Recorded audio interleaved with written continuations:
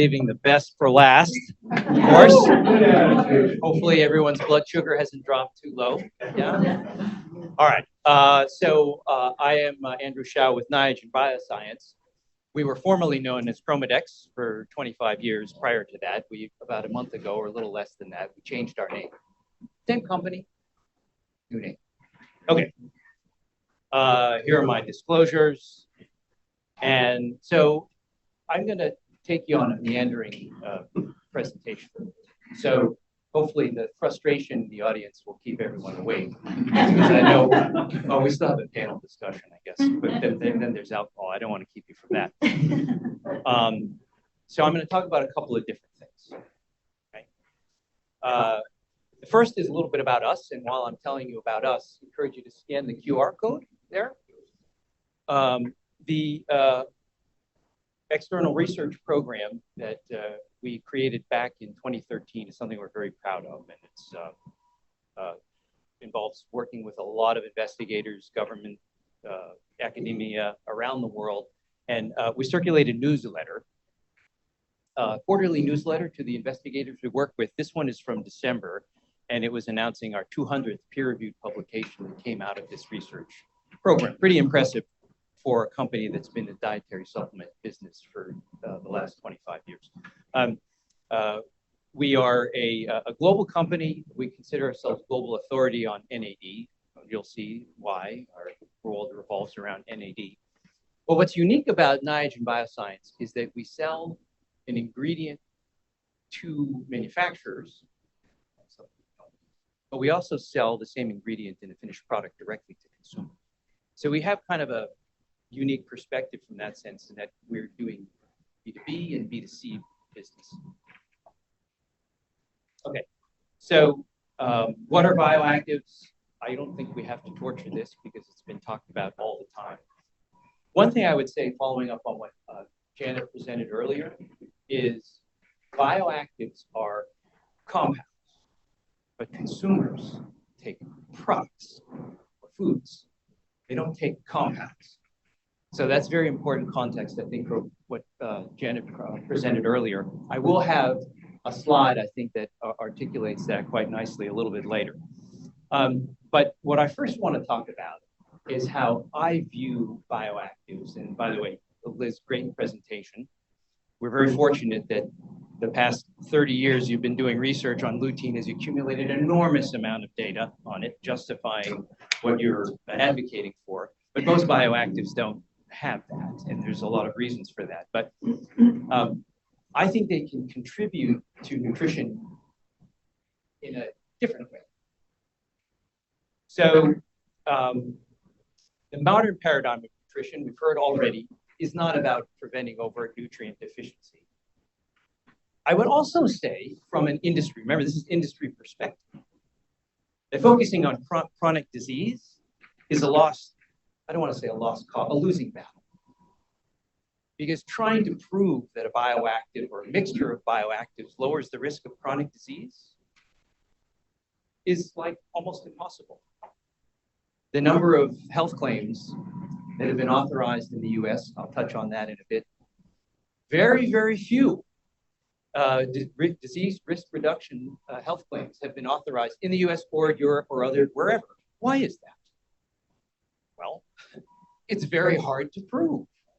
And actually, from an industry perspective, it's a very poor investment.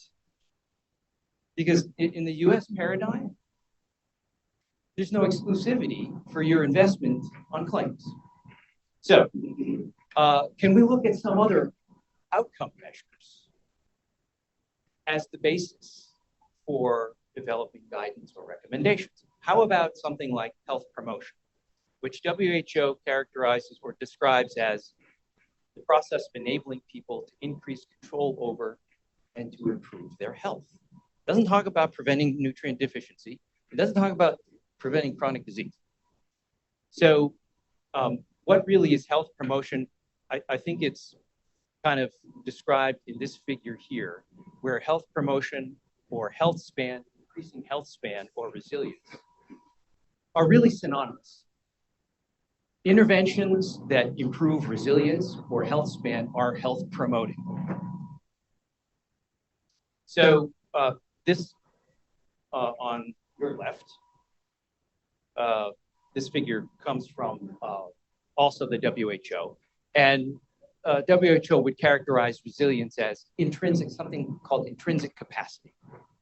Basically, it's your ability to cope with stress, your ability to resist stress, your ability to quickly return back to homeostasis following a stress. It could be a metabolic stress, psychological stress, physical stress.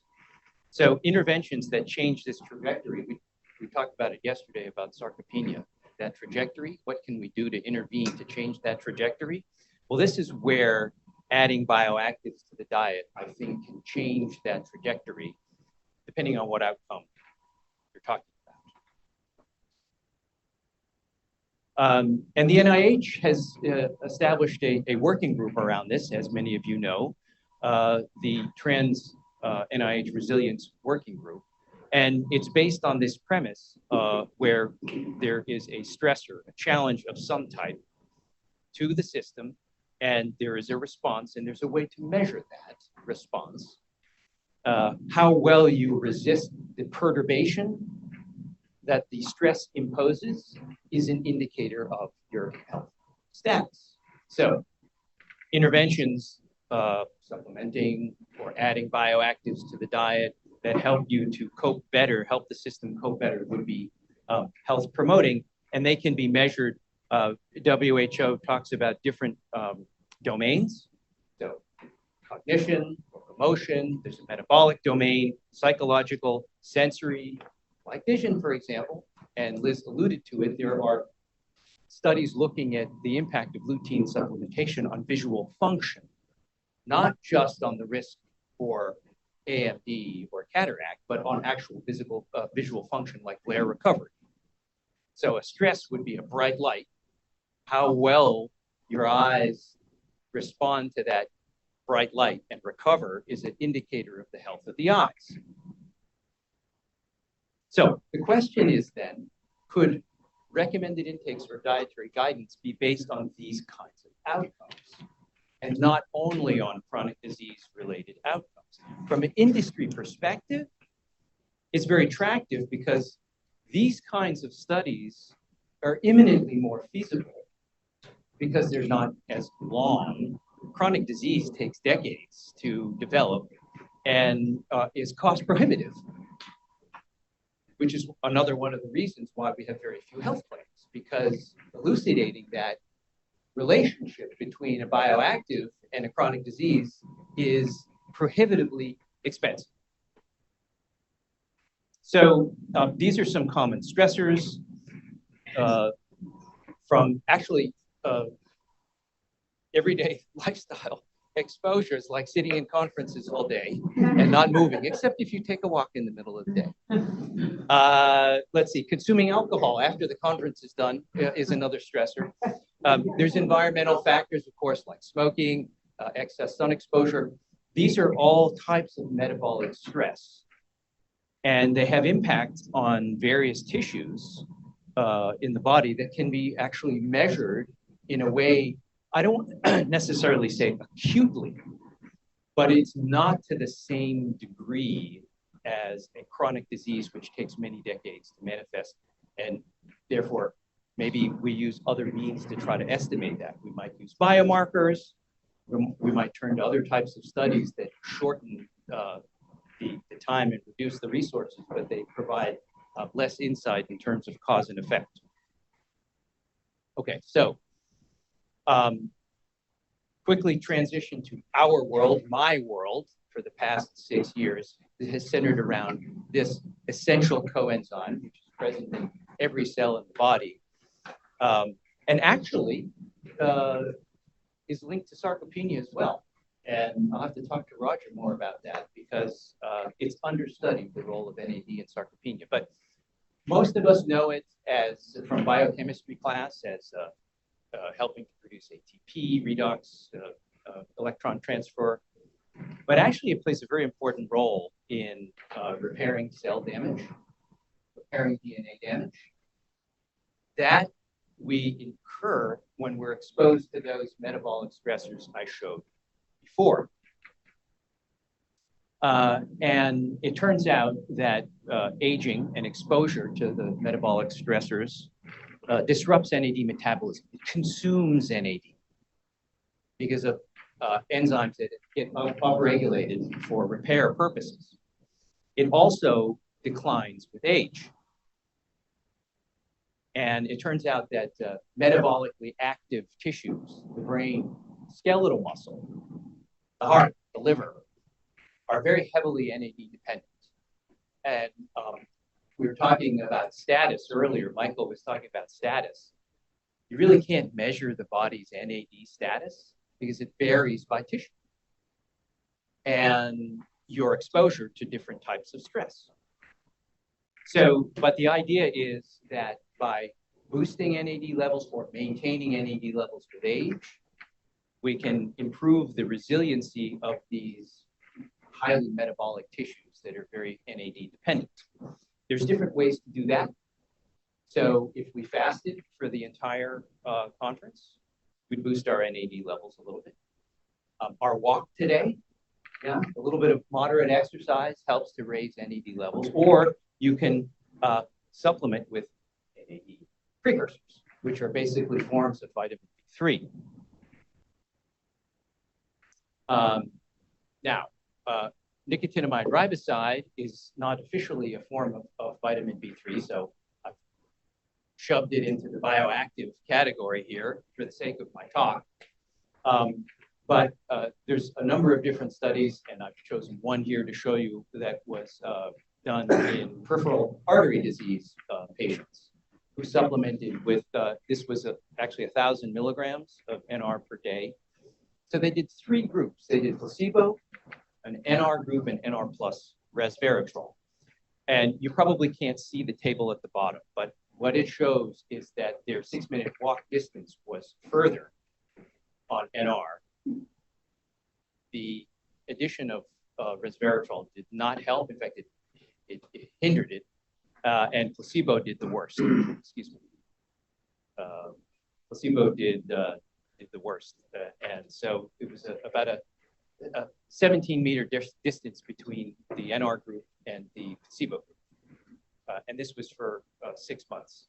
So among people with PAD, it meaningfully improved 6-minute walk at a 6-month follow-up, whereas resveratrol didn't do anything at all. So in a sense, helped to improve the resiliency of, in this case, these PAD patients in a walking test. They did look at some other outcomes. They did try to look at the muscle biopsies. They didn't see any differences there.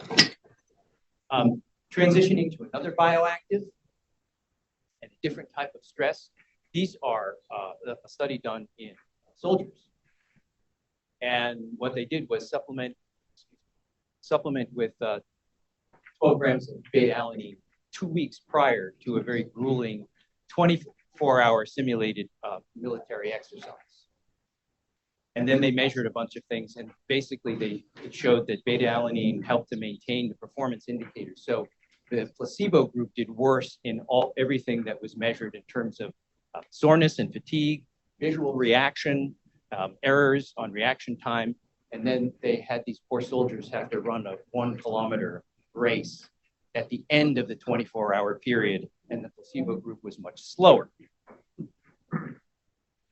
So this is showing that supplementation prior to the imposition of a stress, and this is probably a combination of both physical, mental, psychological stress in soldiers, helped to equip them to basically deal better with the stress. So I don't know how many folks might agree with me, but I would like us to explore further, looking at these types of functional outcomes, health promoting outcomes, as a basis for making recommendations so that we don't have to wait 30 years for lutein to get some dietary guidance. Okay. Now I'm going to transition to something a little bit different, which is considerations, again, from our perspective as a supplement company that invest very heavily in science and in intellectual property, how we view the idea of commercializing bioactive ingredients. So our perspective really is shown here in the middle, this yellow part in the middle. So a combination of novelty, efficacy, safety and efficacy, and market potential. This is the sweet spot that we like to operate in. And by the way, we think that that's also the greatest value for both the research community and consumers as well, is this here. And I'll go into why I think that a little bit later. We can skip through that. So, but there are important considerations. Remember, we come from it from the perspective of wanting to invest heavily in science and in quality and in IP. But we are dealing with a legal and a regulatory framework that has very low or no barriers to entry. So there's a very, very crowded marketplace. And those of you who sell or purchase bioactives, you know it's a very crowded marketplace. And getting more crowded on e-commerce platforms like Amazon and TikTok. And brands tend to compete more on marketing and influencers, right? What influencer they can get to say nice things about their product than actually investing in science and IP. It's quite frustrating for a company like ours. Okay, at the same time, what we can claim. So I just showed you a study involving our ingredient in peripheral artery disease patients, which we can't claim, right? And because the regulatory framework doesn't permit that. The legal framework doesn't permit that. What it does permit is general structure function claims, which you'll probably all agree with me have been quite genericized over the years. And most of that, not all of it, but most of it is based on companies searching the literature on the ingredients they use, not necessarily doing studies on their own products. The other point I wanted to make is what I made earlier about significant scientific agreement health claims or disease risk reduction health claims. There is a enormously high scientific standard, significant scientific agreement, which is almost not achievable. It's a huge resource investment for any one company. And when it's all said and done, there's no exclusivity. Once the claim is approved, everyone who uses that ingredient, sells that ingredient, meets certain parameters of the health claim regulation, can go ahead and sell it. So there's very, very little industry incentive to invest in those types of studies. So there is a need for a modified framework here. But this is, again, this is the perspective that we see trying to deal with commercializing bioactives in dietary supplements. So another thing I wanted to touch on is from a quality and a safety standpoint, there are standards. They are published. Everybody claims to adhere to them, but not everybody does. And the regulatory enforcement, unfortunately, due to resource constraints, is woefully inadequate. And what it contributes to is this unlevel playing field that we operate in. You've got products that are illegally spiked with pharmaceuticals. This is not widespread, mind you, but it does exist. And the unlevel playing field is another disincentive to invest in the science and the quality and the intellectual property. What I attempted to do here was to use ChatGPT to make a cartoon for me of all the dietary supplement product labels out there that claim to be GMP certified, which is not true. But ChatGPT hallucinated and put some crazy terms here that I don't understand what that means. You can see here, I have no idea what that is. But anyway, so much for AI, right? But this is a reality for for us as we attempt to try to commercialize bioactives is the unlevel playing field. I just came from Mississippi where I presented there on testing that we did of competitor products purchased on Amazon. And more than half of them contain 0 active ingredient in, and these are top selling products on Amazon. So it's very much an unlevel playing field. Okay, I'm going to shift again, and I think this gets very, very at the heart of what Janet was presenting earlier.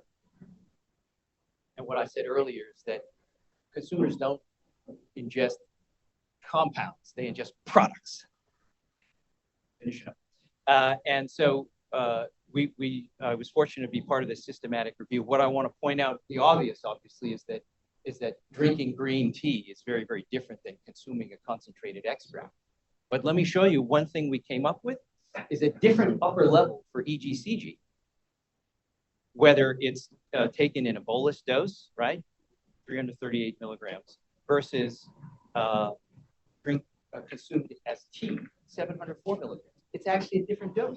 It's half the dose. And it's because of the conditions of use. So when you're commercializing a bioactive in a dietary supplement, you have to take into account conditions of use. It's not just the dose and composition, but it's the frequency and duration, fed versus fasting, the timing, what other products you take with it. There's a lot of things that affect the safety and efficacy profile. So much so that we came up with different upper level numbers for the same compound, but in a very different context. Okay. A little bit on patents. I don't know how many of you work with offices of tech transfer and have done some patent work. I do want to say just a few things about patents is the importance of the claims from an industry standpoint. Again, from a company that invests heavily, composition of matter are the most valuable, and the least valuable are process patents, how you make things. And the next valuable after composition of matter is the crystal structure, the physical structure. What does it mean to a nutrition researcher? Well, this is what it means. You can't patent natural compounds, right? So the next best thing becomes the crystal structure of the compound. That is the next most valuable. But the method of use, which is probably a lot of the patents that you guys are on, method of use, is not that valuable because a lot of the methods of use involve disease treatments, which as a supplement company, we already talked about, we can't really use that unless your method of use is to affect a biomarker. So like, for example, boosting NAD levels in cells. So what I want to end with is an example, sort of a case study of considering something, again, from the industry perspective as an IP opportunity, or maybe not so much. This is a preclinical study published by colleagues at Tufts, and they submitted a patent application, which I think has been withdrawn. And it was a combination of curcumin, bioactive, and B6, essential nutrient for colon cancer. And kind of analyzing it, it's a novel combination, relevant health outcome. There's high awareness of those ingredients, but there's a lot of prior art.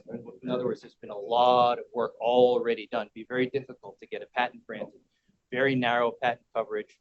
These are widespread in the market. You can get curcumin, you can get vitamin B6 anywhere, everywhere. Everyone has access to it. Remember, novelty is one of the important things, right? And it's a therapeutic claim. What are we going to do as a supplement company with colorectal tumorigenesis? Probably not a whole lot, right? Finally, the patent is based on preclinical data, which means that as a company, we have to validate further in human study. But so I know that was a lot to digest. Happy to talk about it further during the panel or after, as we're metabolically stressing ourselves with alcohol. But I thank you for your attention.